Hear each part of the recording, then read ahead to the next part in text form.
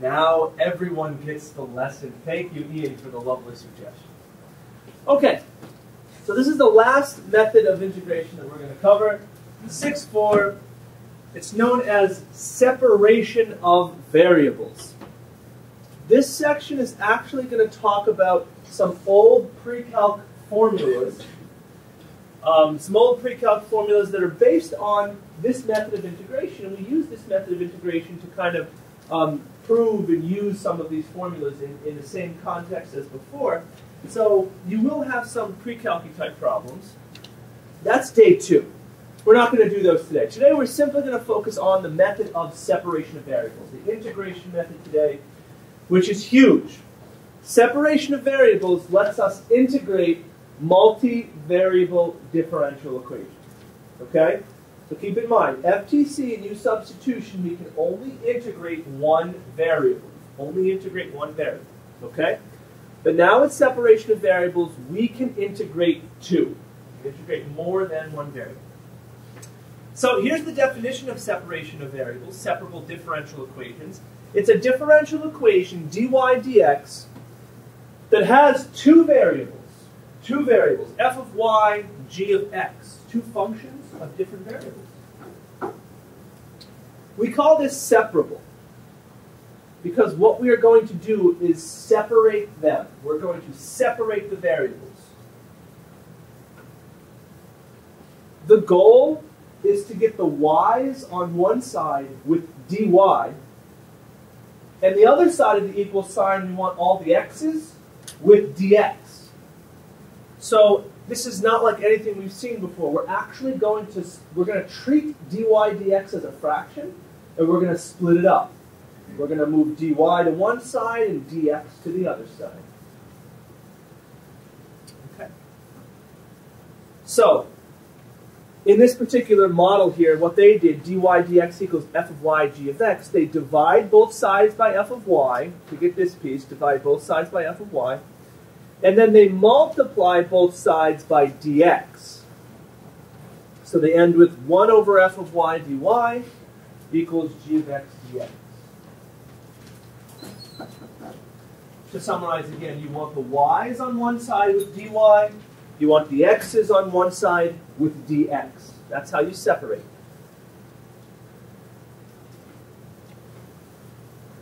The solution found by anti-differentiating each with its respect. So you're going to take the derivative of the left side with respect to y, and you're going to take the derivative of the right side with respect to x.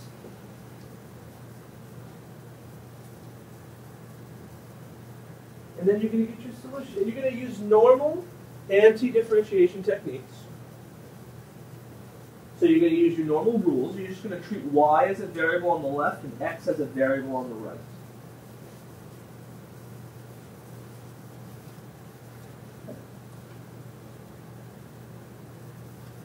So how do we know to use this? Two variables.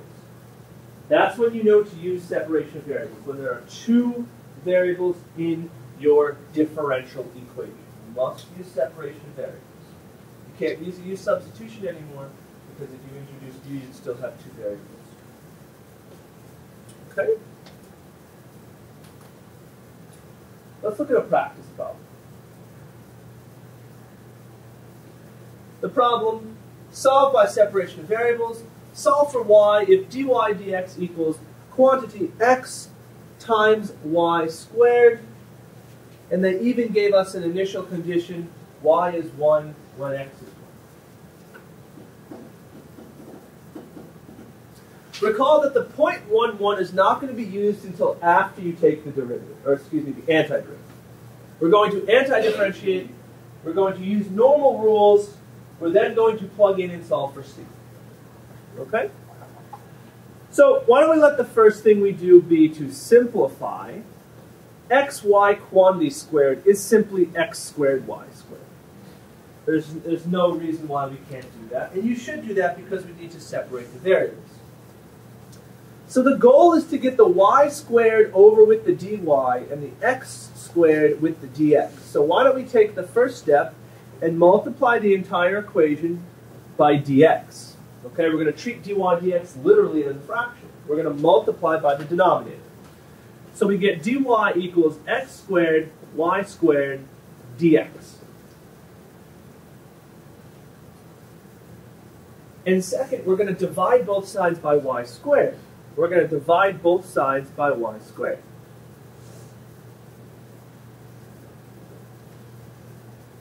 So we get y to the negative 2 dy equals x squared dx. Okay. And you can write dy over y squared if you want, but I'm about to take the antiderivative, so I like working with the the numbers on the top so that I can add 1 to the power and all that jazz. Once you get to this step, you're going to take the antiderivative of both sides. The antiderivative of both sides. So what we do is I usually like to rewrite the problem once, and then I drop in my integrals.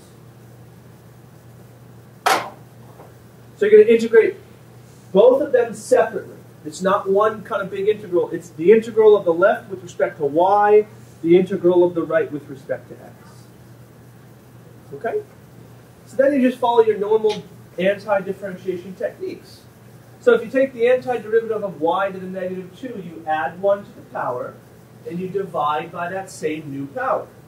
In this example, if you add 1 to negative 2, you get negative 1, and you divide also by that negative 1. So the antiderivative of y to the negative 2 is negative y to the negative 1. And the antiderivative of x squared is x cubed over 3. Okay? Now, we have to understand one thing that's very important. Both of these antiderivatives are indefinite integrals, right? So we really should be having a constant of integration. So you have to understand, both of them technically need a constant. Both of them technically need a plus c. But if you were to think about, if the left one had a plus c and the right one had a plus c, if you were to just subtract over this plus c, then this over here would still be a c, right? It would still be a constant. So when you're using separation of variables, you only put the plus c with the x. You don't need to put 2 plus c's, okay? Only put the plus c with the x. Okay, and now since we were able to solve, for, or excuse me, we were able to given an initial condition, we can solve for the value of c. Now there's a couple of different things that I want to point out. Sometimes it's easier to solve for c by plugging in your initial condition right away. Sometimes it's easier to solve for c by putting it in y equals form first and then solving for c. It honestly depends on the problem. You just have to be careful. If you decide to put it in y equals form, you must manipulate the c. So if you divide by negative 1 both sides, this becomes minus c. All right? If you raise both to the negative first power, if you invert both sides, you have to invert c. So most students typically like leaving it alone and solving for c as is. Okay? Sometimes the algebra becomes a little bit easier if you solve for it after you solve for y, but honestly it's going to be the same thing. It's usually typically about the same amount of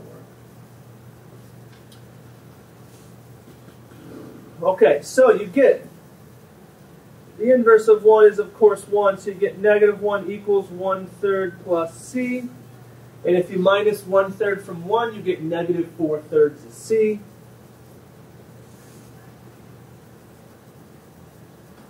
And you go and you plug it back in. So I'm going to go back here. I'm going to go back here. And I'm going to put my c in, negative 4/3. So I get y equals negative y to the negative 1 equals x cubed over 3 minus 4/3. Now you have to go and put it back into y equals 4. Okay, so why don't we divide everything by a negative 1, so we get y inverse equals negative x cubed plus 4 over 3. Right, if we were to use the common denominator over here, the numerator would switch sign because I divided by -1, and 3 is on the bottom.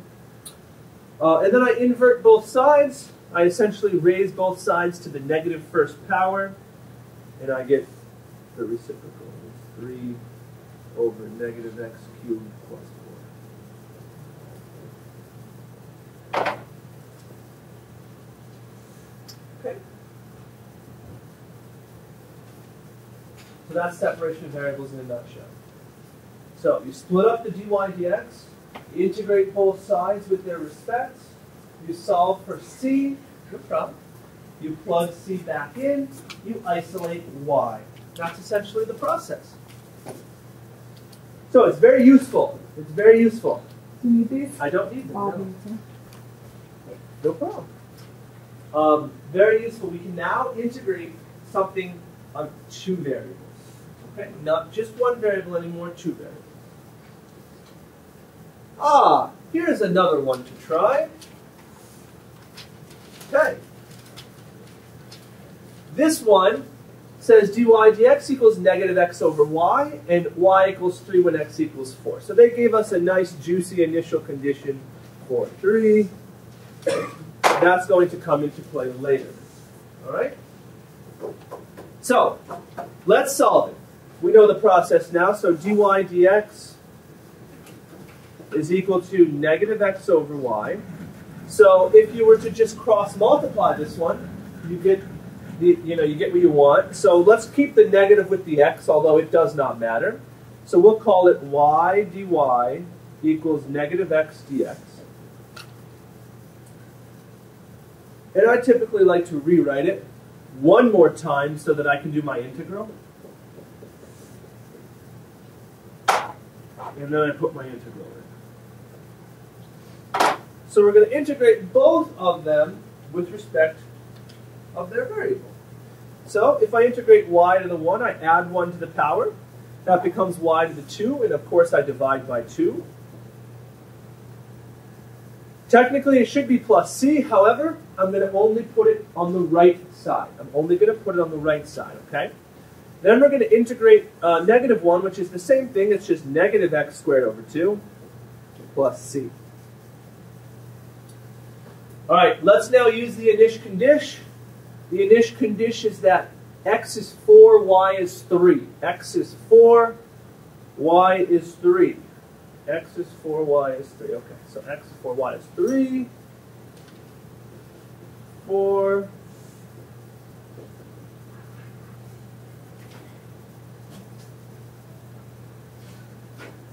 So 9 halves equals 4 squared is 16, but negative 16 divided 2 is negative 8.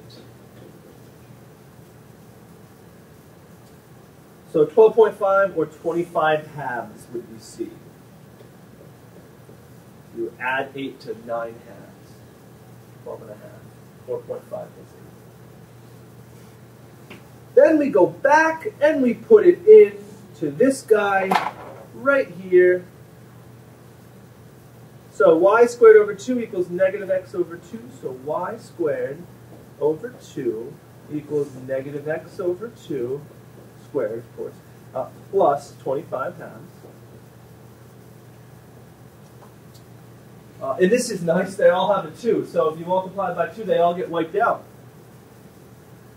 Y squared equals negative x squared plus 25. Or I could rearrange it as 25 minus x squared. So square root both sides, 25 minus x squared. This one has a problem. It has a domain you have to talk about. Okay? Because the problem is, this particular function is only valid on a certain interval. For example, if you plug 100 in for x, 100 squared is going to give you a bigger number than 25 and therefore is not included in the domain. You can't have a negative under a radical. So you need to be sure that you write down the domain. This particular function is only valid on the interval negative 5 to 5. Right? Negative 5 goes in, square 25, 25 minus 5 is 0. That's fine. That's no problem. But 6 goes in. 6 squared is 36. 25 minus 36 is a negative, no good. You must include that. Domain restrictions are very important. Domain restrictions are very important. Okay? Okay, so those are examples that are useful. Do we see the big picture? Do we understand separation of variables? Not bad. Well, there's one more thing you have to worry about. There's this rule that exists called the Law of Exponential Change. The Law of Exponential Change. And this idea kind of is used in pre-calculus when you're talking about exponential growth and decay. The idea is that the growth, the rate of change is proportional to the amount present. The more bacteria in the dish, the faster they multiply. The more radioactive present, the faster it decays, for example. So this law applies. This could actually affect our integrals because we're going to consider this. We're going to consider the differential equation ky, which is proportionality, directly proportional. Right? This is one of those proportionality properties in pre-calc. dy dx or dy dt equals ky. And what we're actually going to do is use a little bit of pre-calc and calc to get some kind of an equation that we're going to use moving forward. So here's what we're going to do. We're going to actually integrate this. So we're going to integrate that the rate of change is proportional. This statement dy dt equals ky means the rate of change is proportional. You have proportionality, which is a very common thing in pre-calc. But now what we're going to do is we're going to differentiate it. Excuse me, integrate it, anti-differentiate it. So separate the variables. Then we're going to use our differentiation techniques. And of course, the antiderivative of 1 over y is natural log. Absolute value to protect against negatives. Antiderivative of k is kt, because the respect is t, plus t. We're going to get rid of the natural log by taking e and raising it to both sides. Because e raised to the natural log are inverse operations and they cancel each other out. Right? If you want to get rid of a natural log, you just do e raised to that whole thing. So on this side, it becomes e raised to the kt plus t. Properties of exponents. You have sum of exponents. Means you can multiply and keep the base the same. Property of exponents, you multiply two things of the same base, you can add the exponents together, like x to the third times x to the fifth is x to the eighth. And last but not least, you can get rid of the absolute value by adding a plus minus. Then you no longer need the absolute value because you're saying both solutions are appropriate.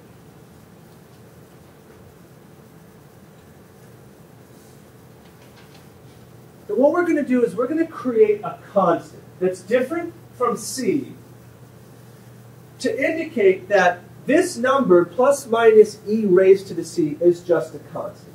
We're going to call that constant moving forward a. All right? So we're going to take the constant plus minus e to the c and we're going to call it a. So we end with the following statement, that y equals a e raised to the kt power. A e raised to the kt power. Okay? And that constant could be called anything. In the next slide, I'm going to show you they call it y sub 0, just meaning some number at the beginning, initial condition. But this is going to be used when we integrate by separation of variables functions that involve exponentials and logs. We're going to make this substitution, and I'll show you that in just a moment. Okay. So here's what we need. The law of exponential change says the following. If y changes at a rate proportional to the amount present, that is, if dy dt equals kt,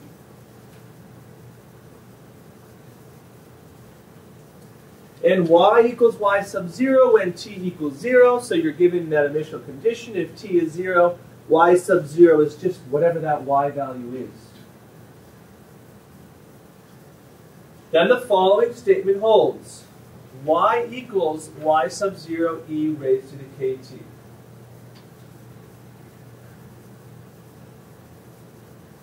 That is your antiderivative. That is your general solution. That is the answer to if you were to integrate the differential equation. Okay?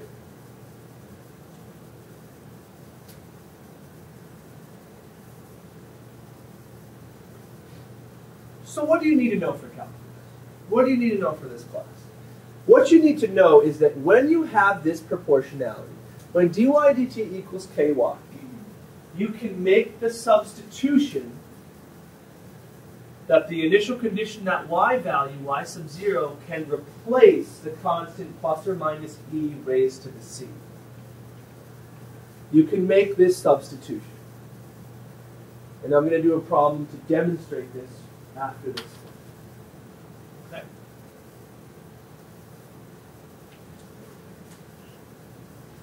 When does this pop up? Exponentials and logs. That's when you see this. Those nice fresh problems we just did have nothing to do with the law of exponential change because you don't have a logarithm, you don't have an exponential. You need proportionality. You need the growth to be proportional. All right? Let's look at a practice problem that involves this. Okay, let's look at a practice problem. Here's a practice problem that's going to use this property. And I'll show you how to use the property efficiently. dy dx equals 2xy and initial condition 0, 3. Now this looks a lot similar to the problems that we were just doing, but it's going to be a little different.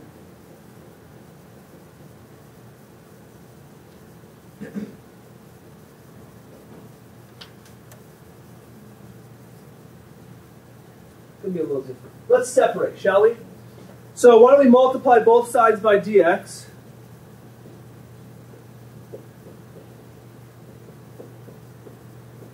And we need to divide both sides by y.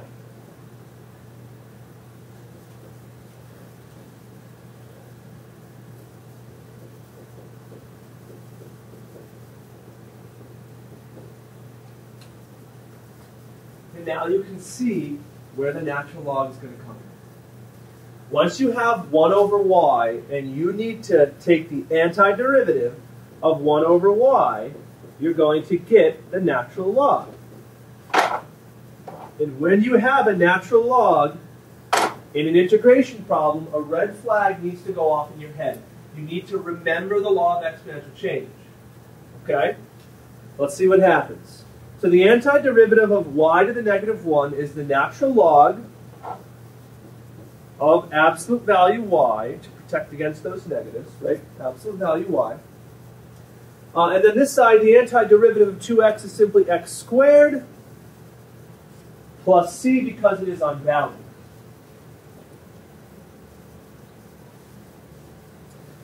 Now, we have an initial condition. We could go solve for c. But instead, let's see if we can isolate y first. Here's what's going to happen. To get rid of a natural log, you need to take e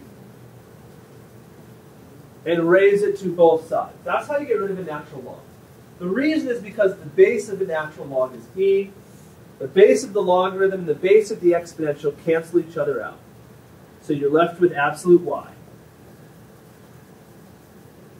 Equals e to the x squared plus c.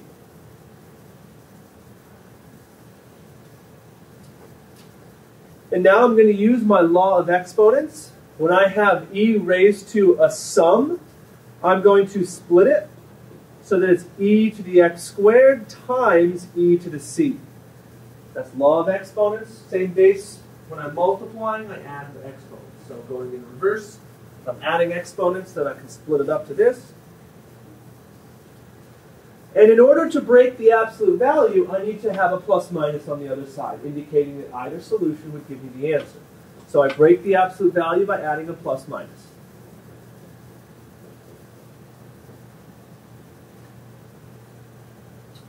And I'm going to rearrange the terms.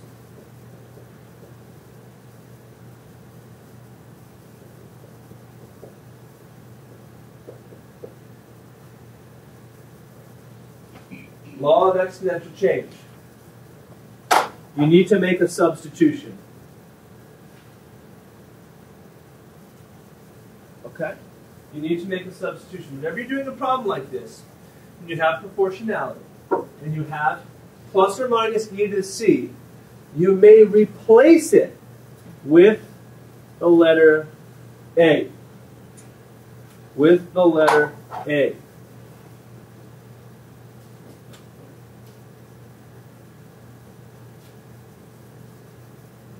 Okay?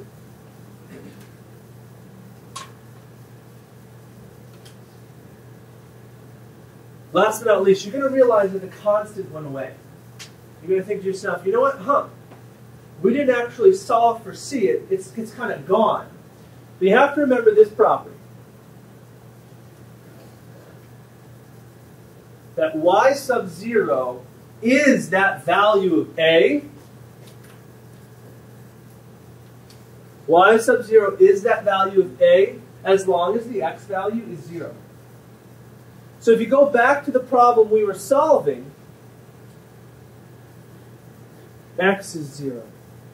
Therefore, the value of A, or the value of y sub 0, is whatever y is at that moment. So the answer to the question, that A actually becomes a 3. So the answer is y equals 3 e to the x squared. It only works if the initial condition x value was 0. That number A, or as the textbook calls it on the previous slide, y sub 0, is the answer to this number only when the x value of the initial condition was 0. Okay? So y equals 3 e to the x squared. Noah? If the initial condition wasn't 0, would you have to include the C? If the initial condition wasn't 0, you'd have to solve for C back here.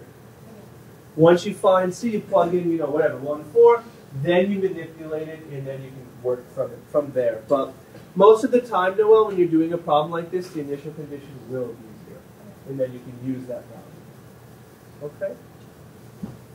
So that's us, the law of exponential change. Law of exponential change. Proportionality.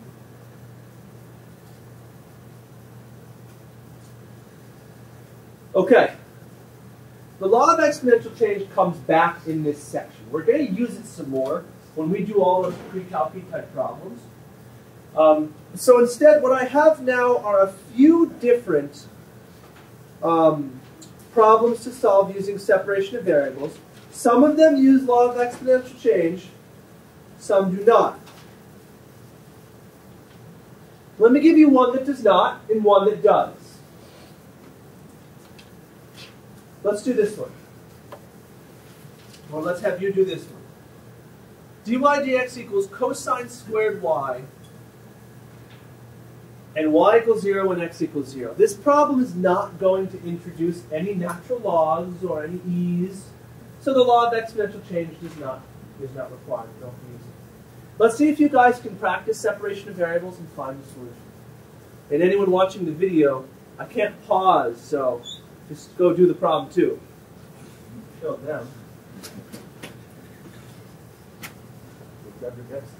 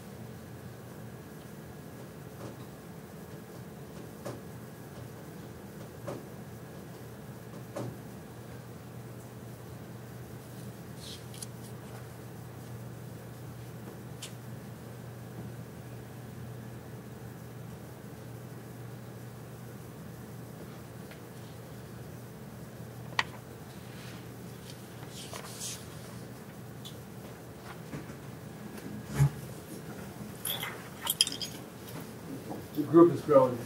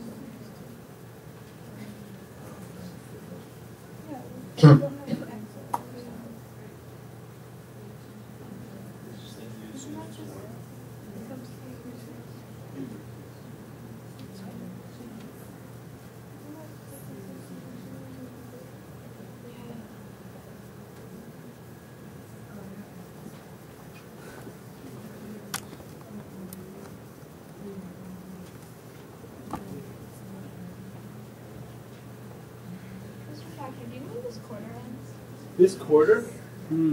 It's definitely soon. We got an email that grades are due like April 6th.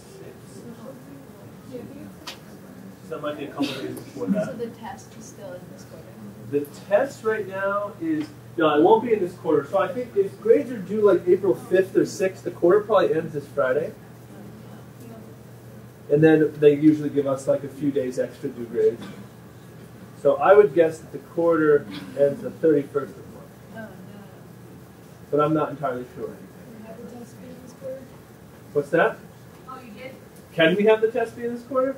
I don't know if it's physically possible for me to grade it by Monday and get it in by Wednesday. I don't know.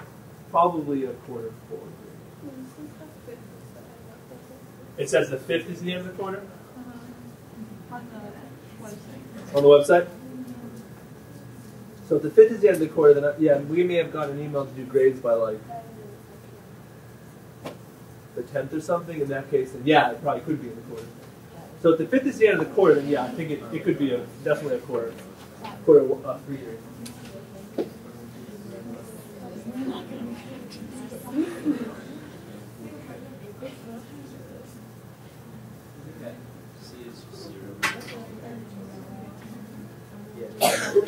Your answer for this problem should be nice and clean. I should have tan white.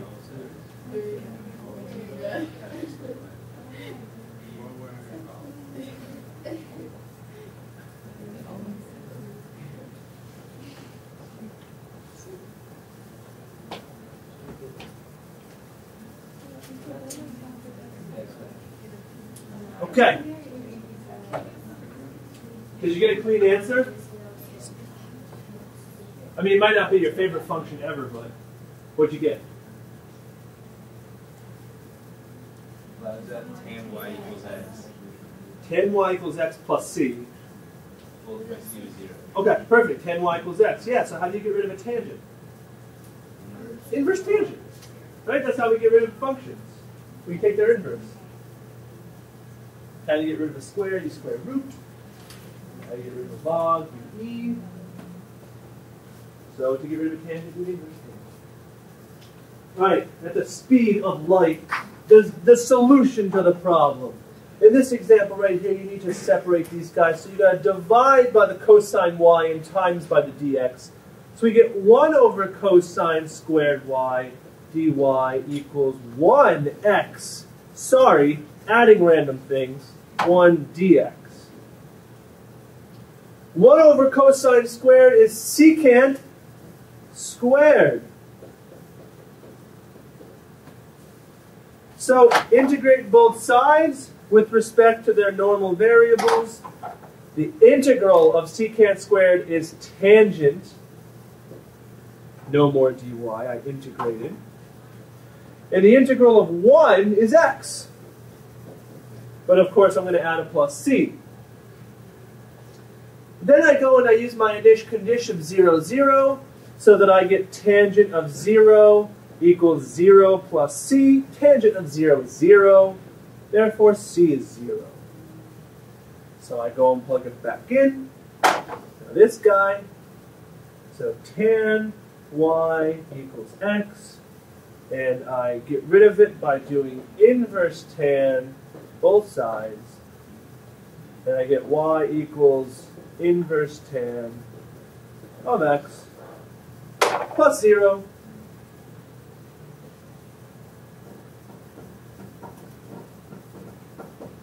Questions? Friendly? Maeve is not happy with that answer. You don't like inverse tan, Maeve? You what? Just really cold. Oh, you're cold? You can turn that off. Feel free to do that in the future earlier. I don't sit there cold. I don't even know why it's on. Ben turned it on, didn't he? I didn't Ben turned it on. Okay, let's do one that involves the law of exponential change. This one. This one's a little different. Slightly different. It's different because, first of all, there's no initial condition given, meaning your answer will have a plus c in it. You will not be able to solve for c. But it's also different because you don't see dy dx anywhere. Where is dy dx truly hiding? Y prime. This guy is dy dx. So replace y prime with dy dx. Get your y's together. Get your x's together. Integrate. And then you're going to see this problem involves the law of exponential change. Video, you better solve that too.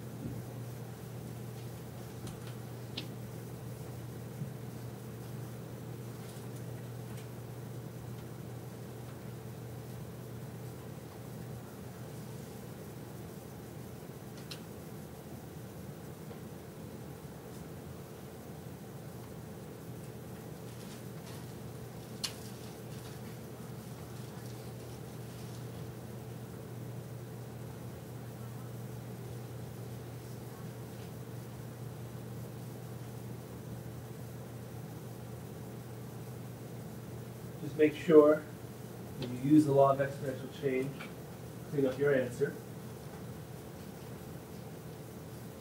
I did the first couple steps out on the board. Put the dy dx in, multiply by dx, divide by y to the second. Now we integrate.